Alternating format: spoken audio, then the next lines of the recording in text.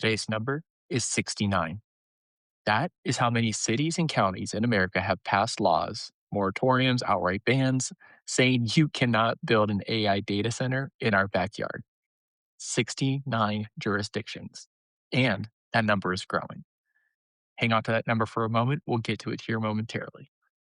Well, it's Monday. Happy Monday. Let's get started for another great week. Over the weekend, a new Gallup poll confirmed something that tech executives have been trying very hard to ignore. Americans do not want AI data centers in their backyards. 7 in 10 say no. Nearly half said emphatically no. And here is a stat that made me stop scrolling when I was researching this story. Americans would rather live next to a nuclear power plant than an AI data center. That is where we are. Also, this morning, the Musk versus OpenAI jury begins deliberating. OpenAI just blew up its own org chart 3 days before Google I/O.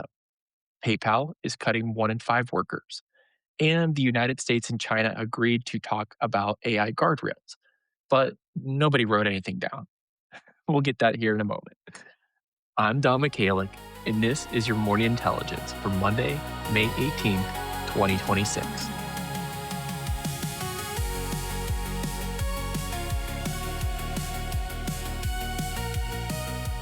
All right, let's get into today's preview.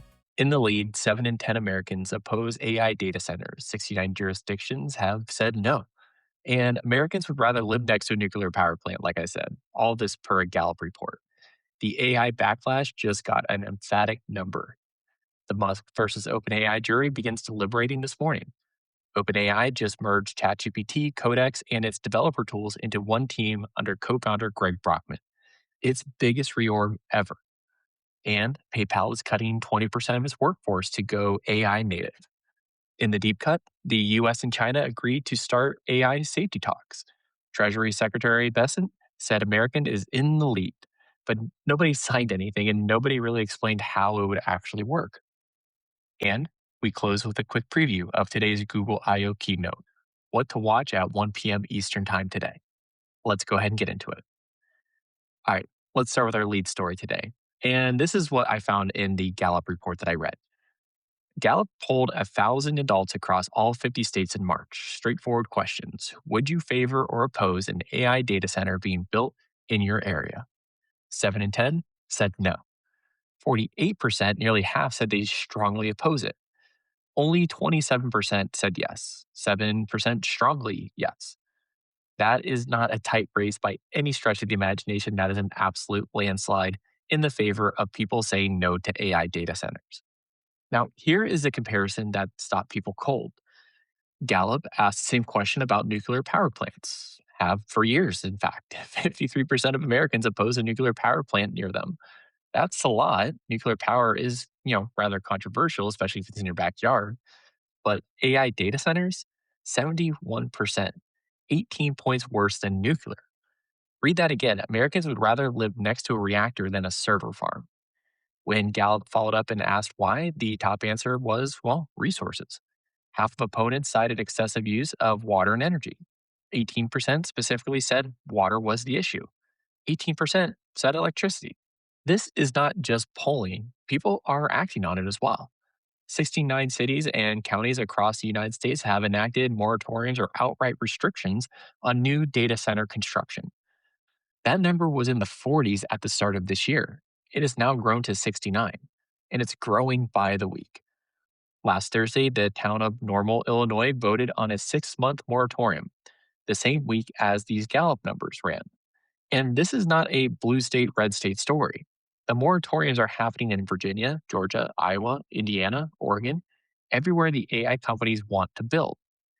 In Congress, Senator Bernie Sanders and Representative Alexandria Ocasio Cortez introduced a national moratorium bill in March. It's unlikely to pass, but the political signal is rather loud on this one. The backlash has federal attention and local attention at the same time.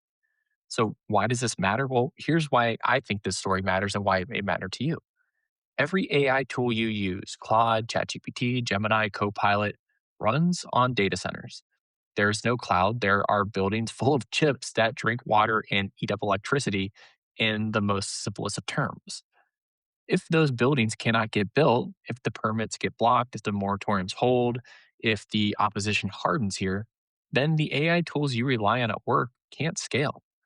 That means slower models, rate limits, wait lists, price increases, capacity that maxes out before demand does. You have probably already felt some version of this. The rate limit messages, the you've reached your usage cap pop ups, the waiting, all that good stuff. That is partially a compute supply problem. And the compute supply problem just got 69 legal walls in front of it and growing this year. So here's a nudge for you. The next time an AI company announces a price increase or tightens its free tier, and you can almost assume that they will, remember this Gallup poll. The infrastructure those companies need is hitting resistance that no amount of money can bulldoze. Public opposition is a harder constraint than a chip shortage for sure. The bottom line here, well, for 2 years, the AI race was a story about who had the best model. In this year, it's becoming a story about who can build the actual buildings to host all of this stuff.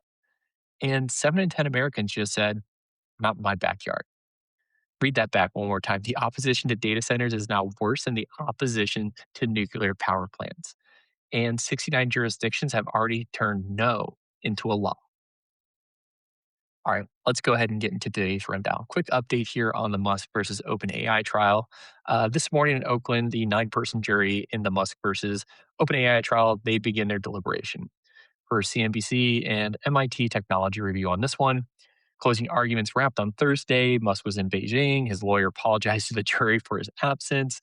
What is at stake here? Well, Musk is asking for the removal of Sam Altman and Greg Brockman, up to $134 billion in disgorgement, and the unwinding of OpenAI's $500 billion for-profit restructuring. The jury's verdict is advisory. Judge Yvonne Gonzalez Rogers makes the final call on all this stuff. But if that advisory verdict favors Musk, the company behind ChatGPT, the tool that a ton of people use week in and week out, faces existential uncertainty. A verdict could come as early as today or sometime this week, but more likely sometime this week. In one sentence, if you rely on ChatGPT at work, this jury is deciding whether the company behind it can continue to exist in its current form and have something to pay attention to. All right, our second story in the rundown. On Friday, while that jury was being impaneled, OpenAI announced its largest organizational restructuring in company history. This one per TechCrunch, The Decoder, and Tech Times. Co founder and president Greg Brockman now permanently leads all product strategy at OpenAI. He is merging three things into basically one team: ChatGPT, the chat product, Codex, the coding agent, and the developer API, the backend that powers thousands of apps across the world. One team, one product org, all under Brockman now. Why? Well, there's really two reasons here. The first one, OpenAI CEO of AGI deployment, Fujisimo, well, is on medical leave. Brockman is stepping in. Now it is permanent. Number two, OpenAI is building what they call a super app, a single desktop application that combines chat, coding, and built-in browser called Atlas. One window with everything in it.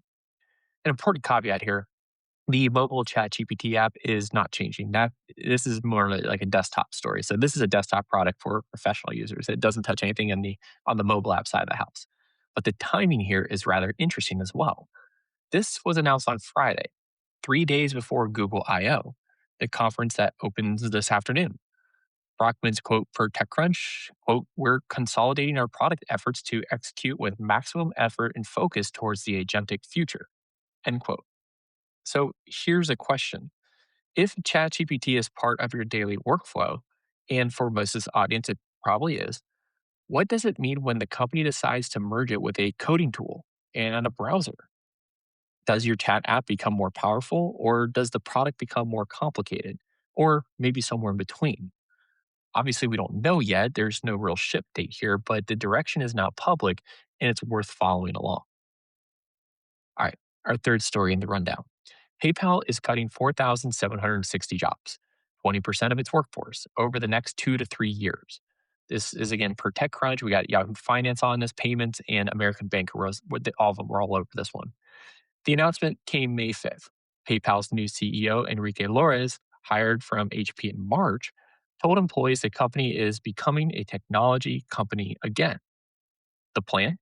Well, to move cloud native infrastructure, essentially, aggressively adopt AI into development and target $1.5 billion in savings. Framing? Well, AI native operating model. You'll hear a lot of people talk about that when they reference the story about PayPal, AI native operating model. Now, a CEO hired from HP using the phrase becoming a technology company again while cutting 20% of its workers is, sentence that kind of writes itself. But here's a detail that matters here. This is not happening overnight. The 4,760 figure is phased across 2 to 3 years, waves of cuts, not all in one morning over morning emails. But the direction here for PayPal is unmistakable, and it is in line with a lot of tech companies this year. And here's why PayPal hits different from the tech layoffs that we covered last week. Here's what actually is a little bit different here. PayPal is not a tech insider company. Let's just be honest about it. It's not Cloudflare. It's not Cerebras. It's not a company you have to explain. It is the tool your freelancer friend uses to get paid. It's how you and your friends split checks sometimes. Who knows? Your small business checkout page and a lot of small businesses rely on PayPal. When PayPal says we are going AI native and cutting 1 in 5 people to get there, that is the AI restructuring wave reaching the tools that normal everyday people use every single day. Not just big tech, but everyone who relies on payment processing for the most part. All right. If you're listening to More Intelligence Morning, and maybe this is even your first time, who knows? Well, welcome to the show. We do this every weekday, the AI stories that actually affect your work week and your career day in and day out. And if you have been here for a little while, thank you. If you could send this episode to a friend or family member or maybe a colleague who keeps asking about what's going on in the world of AI, I greatly appreciate it. If you send them the episode, they get a little bit smarter and you help the show grow. And again, I'd greatly appreciate it. Thanks so much. All right, let's go ahead and get into today's deep cut. Last Wednesday, Treasury Secretary Scott Bessent went on CNBC and said something that sounds like it should be bigger news than it actually was at the time. He said the United States and China have agreed to begin formal discussions on AI safety protocols. Per CNBC, following the Trump G summit in Beijing last week, Bessent's quote verbatim here, quote, "The reason we are able to have wholesome discussions with the Chinese on AI is because we are in the lead," end quote. He went further on this one, said both countries would set up a protocol for best practices, said they want to make sure non state actors, terrorist groups, rogue groups, whatever it may be, do not get their hands on frontier AI models. And there's one more detail that landed with a thud in the background, if I may be so bold. NVIDIA CEO Jensen Huang was added to Trump's delegation as a late addition. He was on the plane at the table in Beijing talking chips with Xi. So, two superpowers, right? Formal AI safety talks, the chip CEO, that guy, he was in the room too. Sounds like progress, except no documentation was released, no framework was published, no timeline was given, no enforcement mechanisms were described. And as of this morning, there is nothing on paper. No signed agreement, no public protocol. Besson said it on television, sure, but Beijing has not confirmed the scope. This is, as of now, a verbal handshake between two governments that disagree on pretty much everything else. So take this with a grain of salt. However, why is this worth your time? Well, here's why you should pay attention to this, and here's why I'm going to be paying attention to this, even though it sounds like diplomacy theater. The US China relationship on AI determines three things that directly affect you and directly affect me. One, which chips get sold where, and whether the AI models you use get faster or hit a supply wall. Number two, whether there are global guardrails on AI development or whether it's a race with no rules. And number three, whether frontier models stay available to everyone or get locked behind national security gates.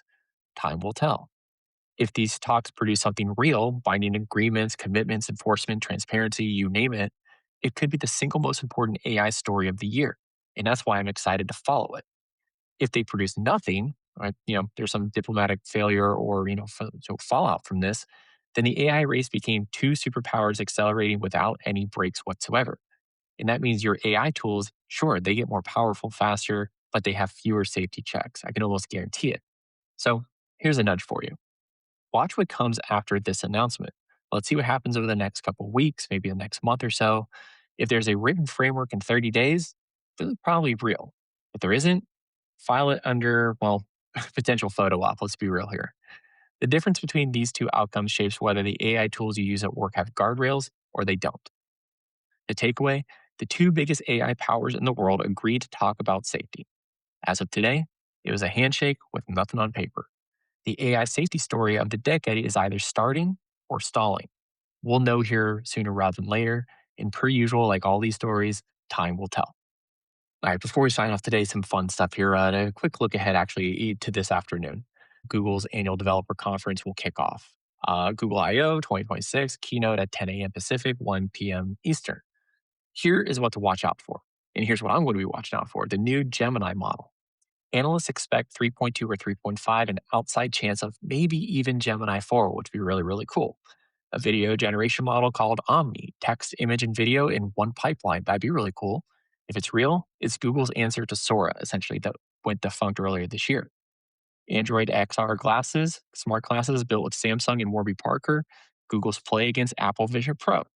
And Gemini Spark. We talked about this one a little bit last week, the background AI agent that leaked last week, and it's getting officially unveiled today. The one that may make purchases without asking. Again, could be cool, could be kind of dangerous, who knows, but keep an eye on this one as well. If you have 30 minutes free at around 1 p.m. Eastern today, take a look at the keynote. I'm going to try to tune in as well. And if you don't, I'll make sure to have it for you tomorrow. Whatever Google announces today directly affects the AI tools available to you by this summer. We'll cover it all tomorrow if anything material breaks. For tomorrow, again, we have a pretty packed week. I have a feeling Google I/O is going to be dominating some of the headlines. We have Musk versus OpenAI. I do believe, or even later this week, Meta has their layoffs of 8,000 people. We'll have full coverage of everything, whether it's Google, Musk, Meta, whatever it may be. I'm sure there's going to be some crazy stories as well. We'll make sure to cover it all throughout the week. And again, we're on Verdict Watch for the Musk versus OpenAI trial. So hope to see you tomorrow. We'll have a great show for you, and I'm looking forward to it. And that's your morning intelligence for Monday, May 18th, 2026. If you like what you heard, hit subscribe from wherever you're listening. Share it with that one friend who keeps asking you, hey, what's going on in the world of AI? You know who they are. I'm Don Michalik. Thank you so much for listening, and have a great start to your week.